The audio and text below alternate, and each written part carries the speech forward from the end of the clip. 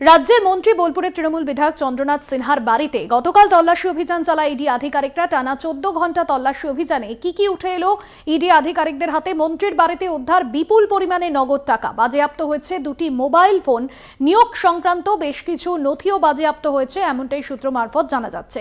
শুক্রবার মন্ত্রী চন্দ্রনাথ সিনহার বাড়িতে প্রায় 14 ঘন্টা তল্লাশি চালায় ইডি এবং সেই সময় তিনি বাড়িতে ছিলেন না। তাকে ফোন করে ইডি আধিকারিকরা ডাকেন এবং তিনি সেই সময় বীরভূমের মুরারাইতে তার নিজের ভিটে লোকসভা নির্বাচনের প্রচার কর্মসূচিতে ছিলেন এবং এরপর তার বাড়িতে 14 ঘন্টা তল্লাশি অভিযান চালায় ইডি। বাজেয়াপ্ত হয় দুটি মোবাইল ফোন এবং প্রচুর পরিমাণে নগদ টাকা উদ্ধার করেন কেন্দ্রীয় তদন্তকারী সংস্থা। পাশাপাশি যে নথি উদ্ধার হয়েছে সেই নথি থেকে কি বিষয় উঠে আসছে নিয়োগ দুর্নীতির সংক্রান্ত, সেই সমস্ত বিষয় জানার জন্য এই নথিগুলিকে বাজেয়াপ্ত করা হয়েছে।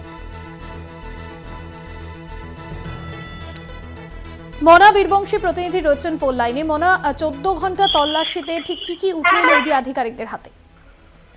হ্যাঁ দেখো, ভাস্বতী, যেটা তোমাকে একটু আগে যেটা জানাচ্ছিলাম যে নিঃসন্দেহে গুরুত্বপূর্ণ এবং বড় বিষয়। তুমি জানো যে গতকাল শুক্রবার সকাল 9টা থেকে প্রায় রাত্রি 10:30, তাই 14 ঘন্টা বলা যেতে পারে।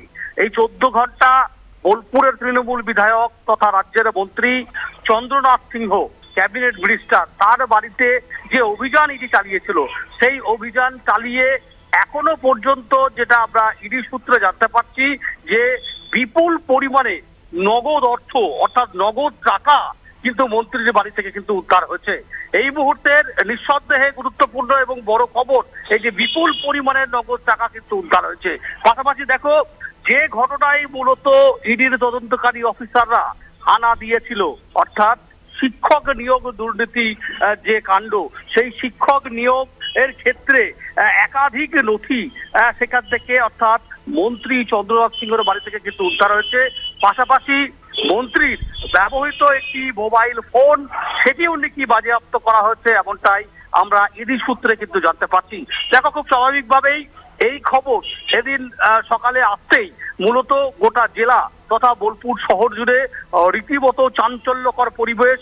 প্রতিটা চায়ের দোকানের মোড়ে মোড়ে থেকে এই বিষয় নিয়েই কিন্তু এই মুহূর্তে দাঁড়িয়ে আলোচ্য বিষয় হয়ে দাঁড়িয়েছে। তুমি জানো যে গতকালকেই আমরা মন্ত্রী চন্দ্রনাথ সিংহর সাথে কথা বলছিলাম।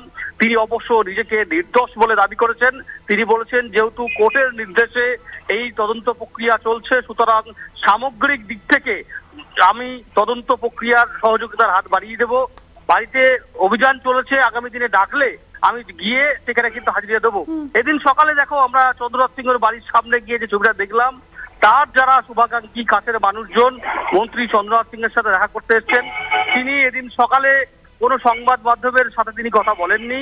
আমরা বহুবার চেষ্টা করছিলাম তার মুখোমুখি হওয়ার, তার প্রতিক্রিয়া নেওয়ার, কিন্তু তিনি এখনো পর্যন্ত কিছু বলছেন না, মুখে কুলু পড়েছেন।